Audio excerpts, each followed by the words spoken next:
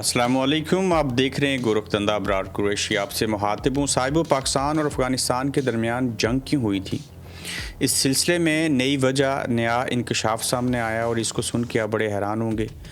Trump को शिकस्त हो चुकी है, ताकत का तवाज़न बदल चुका है, ईरान की नई हिकमत अमली की सुनोयत की है, पाकिस्तान जो है वो हमेशा जिंदाबाद रहेगा। आगे बढ़ने से पहले यूट्यूब चैनल को सब्सक्राइब कीजिएगा और मैं छोटी छोटी खबरें आपके सामने रखूं जिनमें से बास के ऊपर अगले एपिसोड में बात करेंगे। असदुल्ला खान साहब ने एक व्लॉग किया है, इलामा नासिर राजा ख़ासकर महमूद हनाचिकज़ई जो हैं उनकी तरजीहात कैसी हैं, जो कि बड़ा हकीकत के करीब है। इसके ऊपर अगले एपिसोड में बात करेंगे। फिर सोहेल अहमद साहब जो अदाकार हैं उन्होंने बात की बुग़्ज़ इमरान में और किसी और की मोहब्बत में, और ऐसी बात कह गए कि पूरी बात उन्होंने बयान नहीं की, तो सोशल मीडिया के ऊपर उनकी अच्छी खासी ट्रोलिंग हो रही है। ये लोग अदाकारी करें, ये फ़नकार हैं, लोग इनको पसंद करते हैं, बहुत बड़े अदाकार हैं, इसमें कोई दो राय नहीं है। सोहेल अहमद साहब कहते हैं कि शोहरत तो हुसैन के साथ साथ यजीद को भी मिली थी, लेकिन काश ये भी साथ क्या देते कि यजीद को तो लोग लानतें बेचते हैं, हज़रत इमाम हुसैन अलैहिस्सलाम को तो लोग फॉलो करते हैं, उनके नक्श कदम के ऊपर चलने की कोशिश करते हैं, और उस जुल्म के निज़ाम को आज भी लोग याद करते हैं।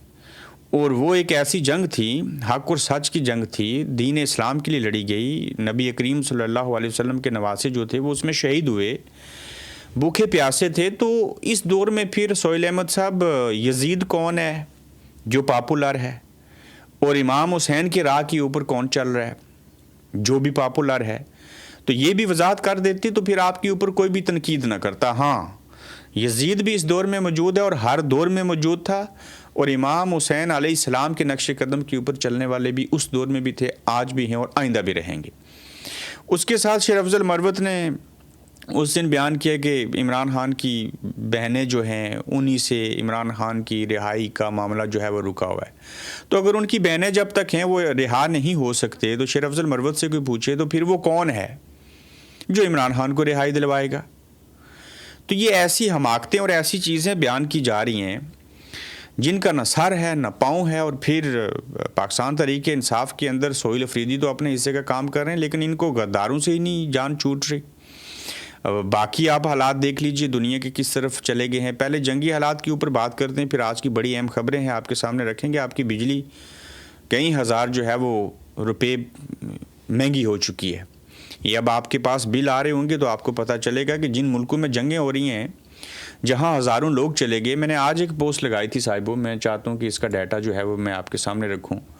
पिछले 60 सालों में दुनिया के किन किन ममालिक में कितने मिलियंस लोग मारे गए, ये बड़ी इंटरेस्टिंग है। मैं आपको बताता हूँ, ये आप देखें 1965 से लेके 1925 तक साहिबो दुनिया के अंदर जो है वो किस किस मुल्क के अंदर इंजरीज हुई और लोगों की डेथ हुई, लोग मारे गए। उसमें बड़ी अच्छी बात है कि पाकिस्तान का नाम नहीं है। हालांकि वैसे जब पाकिस्तान बना था, अगर 1947 से शुरू करते तो उसमें तो लाखों लोगों ने कुर्बानी दी थी, 10 लाख लोग थे। और इसमें अगर आप देखें तो यूनाइटेड स्टेट में 4.6 मिलियन लोग जो हैं वो मरे हैं। फिर आप देखिए रशिया के अंदर 4 मिलियन लोग जो हैं वो मरे हैं। फिर आप चाइना देखें 3 मिलियन लोग। यूनाइटेड किंगडम, चूँकि ये वॉर हुई थी साहिबो, चीज़ें हुई, तो 2 मिलियन लोग। फ्रांस में 2 मिलियन लोग, इसमें कोविड भी है, इसमें और चीज़ें भी हैं, इसमें जंगें भी हैं। इज़राइल के अंदर जो है वो 1 लाख लोग जो हैं वो इस से जा चुके हैं, और ग्रैंड टोटल जो है 9 से 17 मिलियन लोग जो हैं वो उनकी डेथ हुई है दुनिया में। टोटल इंजरीज जो हुई हैं वो 20 से 40 मिलियन के करीब जो है वो लोग ज़ख्मी हुए हैं। ये क्यों हुए हैं? क्या ये सारे इंसान नहीं थे? मज़हब तो बाद में आता है ना, मज़हब की बात तो बाद में है, पहले तो इंसानियत की है। ये डोनाल्ड ट्रंप जैसे, नेतन्याहू जैसे, ये हिटलर जैसे लोगों की वजह से दुनिया के अंदर ऐसे हालात पैदा हुए हैं। यानी कि पिछले 60 सालों में इतने लोग जो हैं वो ज़ख्मी हुए हैं पूरी दुनिया में, और वो जान से गए हैं। कहीं इनकलाब आया, कहीं जुल्म हुआ, कहीं सितम हुआ। आप देखिए ना, तेहरान के ऊपर एटमी हमला, पहले भी कुछ ऐसे मज़ाइल चलाए अमेरिका ने जो पहले उसने कहीं और नहीं चलाए हाल ही में। अब तेहरान के अंदर कोशिश की जा रही है कि 1 करोड़ लोगों को मार दिया जाए और बड़ा हमला किया जाए। चूँकि आपको बताया था ना, ये वर्ल्ड ऑर्डर तब्दील हो रहा है, ये पूरी मनापली जो थी वो टूट रही है, मिथ तो टूट चुकी है। تو کیا امریکہ اسی طرف جائے گا, نہیں جائے گا, کیا چیزیں ہوں گی؟ ڈونلڈ ٹرمپ کے اوپر بھی بڑا پریشر ہے, لیکن ڈونلڈ ٹرمپ چاہتا ہے کہ وہ تمام چیزوں سے توجہ ہٹا کے یہ جو سپیریئر اپنے آپ کو مانتے ہیں اسی چیز کو وہ فالو کر کے آگے بڑھیں, اور جنگ میں ہارنا ان کے لیے مستقبل قریب میں 100 سالوں کے لیے ہار جانا ہے, اور ماضی کی نصف صدی جو ہے وہ بھی ان سے چھن جائے گی.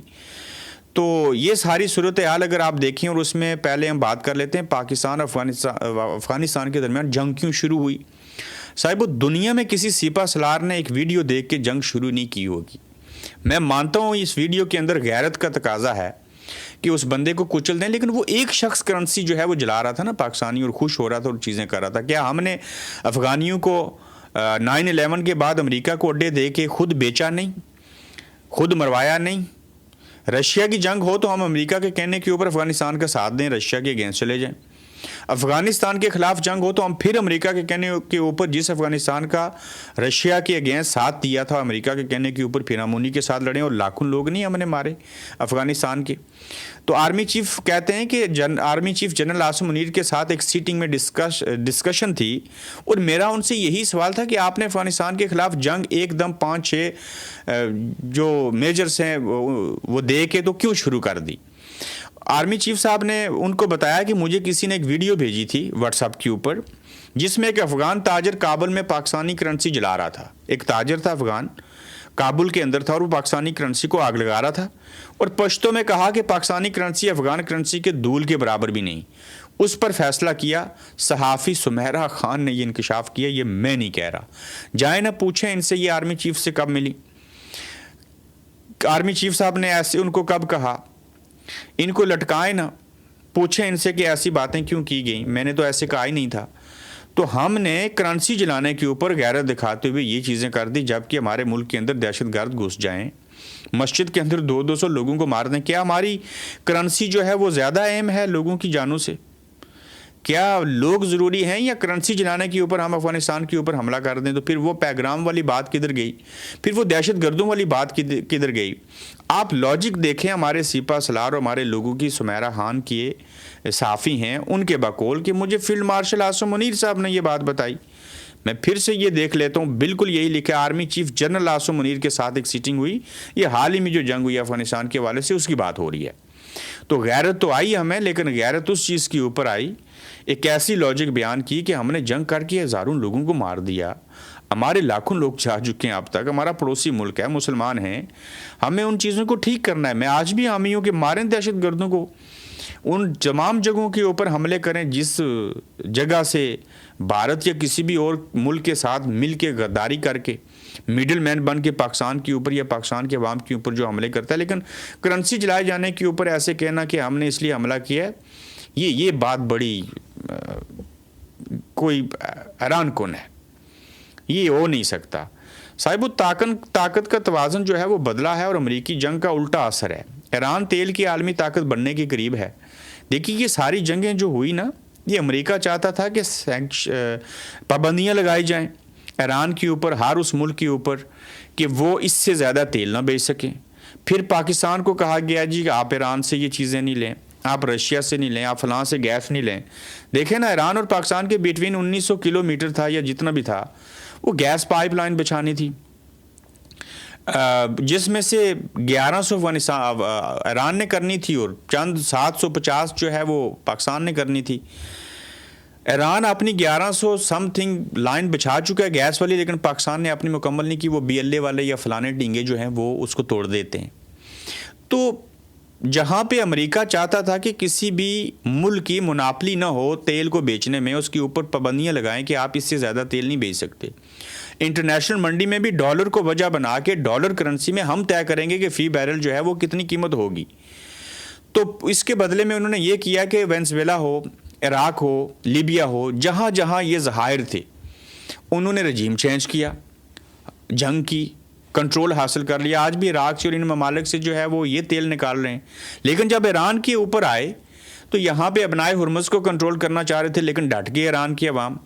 طاقت کا توازن بگڑ گیا. سیاست کے ماہر ہیں رابرٹ پاپ, ان کے مطابق مشرق وسطیٰ میں امریکہ کا برسوں سے سب سے بڑا مقصد یہ رہا کہ خطے میں کسی ایک ملک کو تیل کی بالادستی حاصل نہ ہو.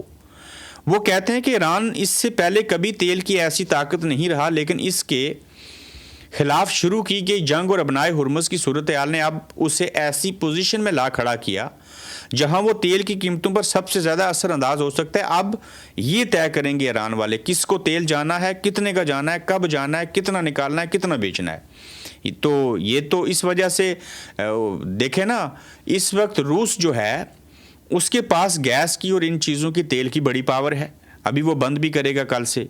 اس کے بعد سعودی عربیہ ہے، عراق ہے، دیگر ممالک آتے ہیں، لیکن ایران کے پاس تیل ہونے کے ساتھ ساتھ ایسی جگہ ہے بنائے ہرمز کہ اس کو بند کر دیا جائے تو دنیا کے اندر تیل کی ترسیل ہی نہیں ہو سکتی، چاہے آپ جس مرضی ملک سے لے کے جائیں۔ ہاں، بنائے ہرمز کو اگنور کرنا ہے تو آپ پھر افریقہ سے ہو کے جائیں نا، باقی ممالک کے اندر ترکی سے ہوتے ہوئے۔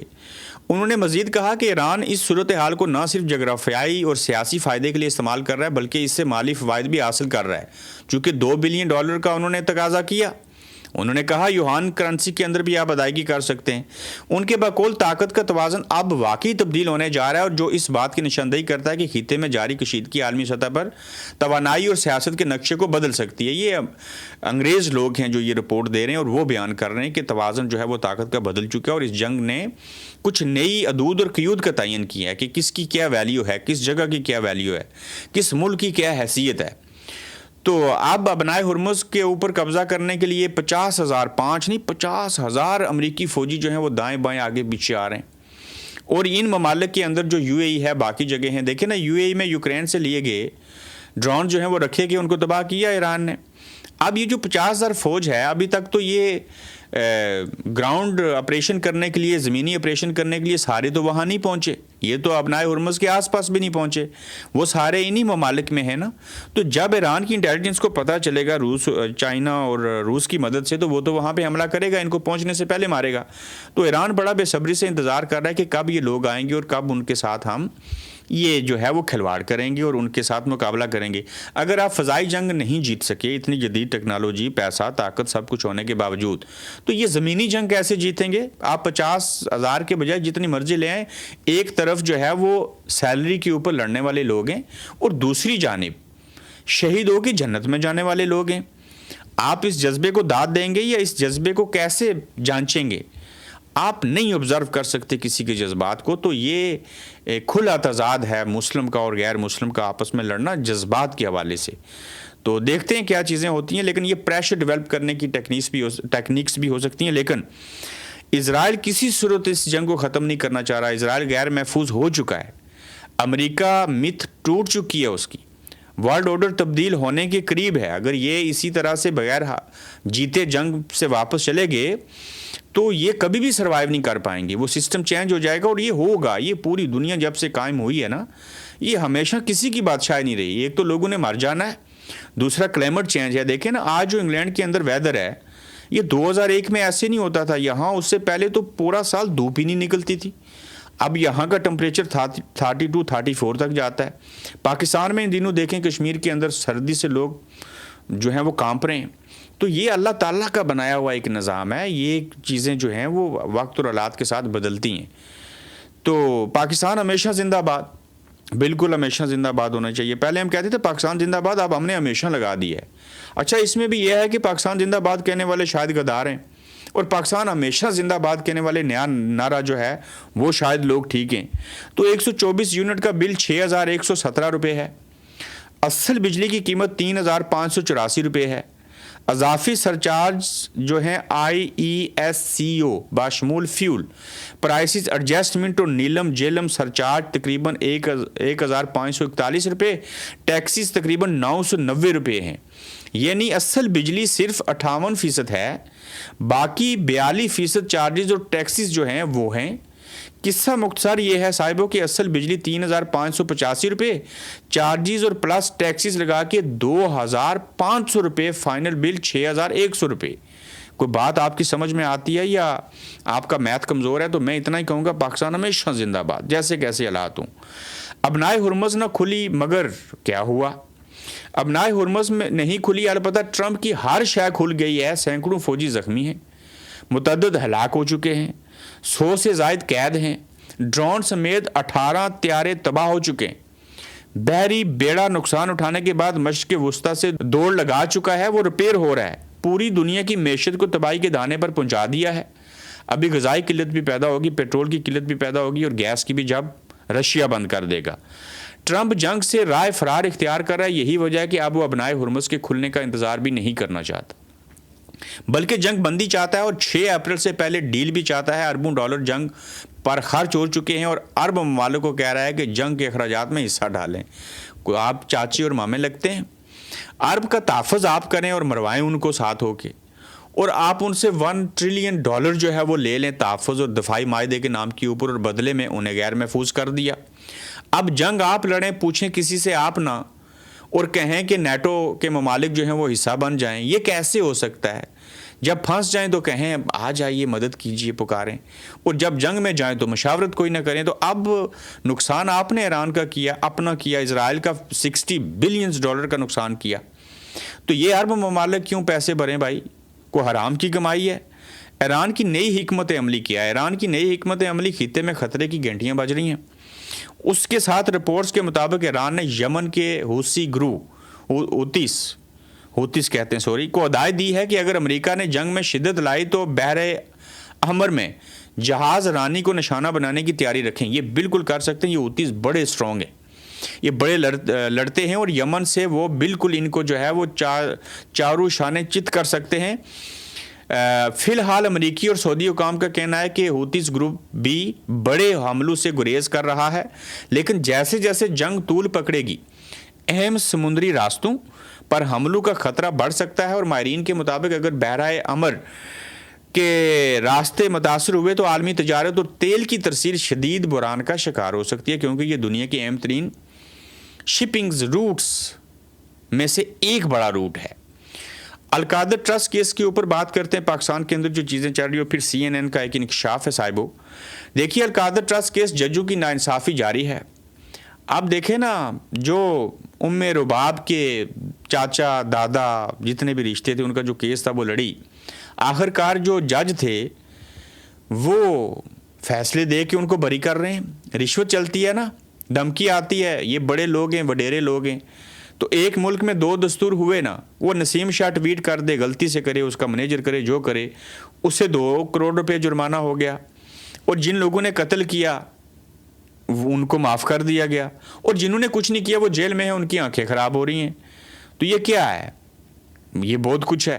عمران خان کے وکیل سلمان صفدر نے بڑی کوشش کی کہ القادر ٹرسٹ کیس میں سزا معطلی درخواست سن لی جائے، لیکن بظاہر ان کی بھرپور کوشش کے باوجود بھی اب سزا معطلی کی درخواستیں بالکل نہیں سنی جائے گی، بلکہ مرکزی اپیلوں پر بھی کارروائی آگے بڑھائی جائے گی، جس پر چیف جسٹس سرفراز ڈوگر اور نیب پروسیکیوٹر ایک پیج پر ہیں۔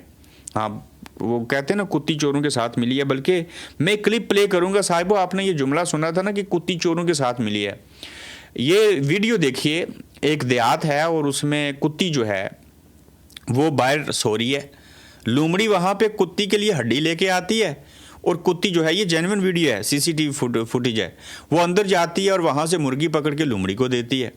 تو اس کو کہتے ہیں کتی چوروں کے ساتھ ملی ہوئی۔ تو یہ آپ کے سامنے چیزیں آ گئی، تو یہاں پہ پروسیکیوٹر ہوں یا جج ہوں، یہ آپس میں ملے ہوئے ہیں، جیسے آپ کو میں نے مثال دے دی۔ تو چیف جسٹس سرفراز ڈوگر نے بڑے واضح ریمارکس دیے ہیں کہ جب مرکزی اپیلیں مقرر ہو جائیں گی تو پھر سزا معطلی کی درخواستیں نہیں سنی جاتی۔ آئندہ ہفتے کی تاریخ دیتے ہیں، مرکزی اپیلوں پر دلائل دیں۔ اور بھائی کن عدالتوں سے انصاف مانگ رہے ہو، اور کس سے انصاف مانگ رہے ہو، اور کیوں مانگ رہے ہو؟ یہ انصاف چھیننے سے بھی نہیں ملے گا۔ ان ججوں کی بات جو ہے وہ آپ کے لیے قابل قدر اور قابل انصاف نہیں ہو سکتی، کسی صورت نہیں ہو سکتی۔ CNN کا انکشاف یہ ہے کہ ایک بڑے ڈیٹا ماہر کے مطابق ڈونلڈ ٹرمپ کی مقبولیت بہت زیادہ کم ہو گئی ہے، اور اب یہ -17 پوائنٹس تک پہنچ چکی ہے، جو ایک ریکارڈ ہے، اور اس وقت وہ جدید امریکی تاریخ کے سب سے کم مقبول ترین صدر ہیں۔ اتنا نامقبول صدر کوئی بھی امریکہ کی تاریخ میں کہتے نہیں ہوا۔ 17 پوائنٹس وہ نیچے آئے ہیں، لاکھوں لوگ ان کے خلاف احتجاج کر رہے ہیں، سڑکوں کے اوپر نکل چکے ہیں، اور CNN کے مطابق یہ ڈیٹا ماہرین کا جو ایکسپرٹ ہیں ان کا یہ سروے ہے، اور ایران کے ساتھ خراب جنگ کی وجہ سے ان کی حالت ڈے بائی ڈے پر آور جو ہے وہ مزید بگڑ رہی ہے۔ ایک درخواست تھی جو ناقابل سماعت قرار دے دی گئی، الیکشن ٹریبیونل نے دیکھیں نا پی ٹی آئی کے حوالے سے چیزیں ہوں تو وہ ساری ناقابل سماعت ہیں، وہ قابل گناہ ہیں، ان کے اوپر جو ہے وہ بحث کرنا، اس کو سننا، یہ بہت بڑا جرم اور گناہ ہے، کہیں کوئی اس کے فتویٰ دے کے نا کوئی شرعی حیثیت ہی سامنے نہ لے آئیں۔ الکا این نے 127 سے وفاقی وزیر اطلاعات عطا اللہ تارڑ کی جنرل الیکشن میں کامیابی کے خلاف دائر درخواست مسترد کر دی، اور ملک ظاہر عباس کھوکھر کی جانب سے وفاقی وزیر اطلاعات عطا اللہ تارڑ کی انتخابات میں کامیابی کو چیلنج کیا گیا تھا۔ الیکشن ٹریبیونل نے ملک ظاہر عباس کھوکھر کی درخواست کو ناقابل سماعت اور بے بنیاد قرار دے دیا۔ جو لوگ کہتے تھے آپ سے انتخابی نشان چھین لیا، کاغذات نامزدگی چھین لیتے تھے، فارم 45 کو 47 میں بدل دیا، آپ کو پکڑا، بے گناہ جیلوں میں ڈالا، آپ سمجھتے ہیں کہ اس کے بعد آپ کی درخواست جو ہے وہ قابل سماعت ہو جائے گی؟ نہیں ہو سکتا اسلامی جمہوریہ پاکستان کے اندر۔ صاحب اپنا خیال رکھیے گا، اپنا فیڈ بیک دیجیے گا، تو جلد انشاءاللہ آپ سے پھر ملیں گے۔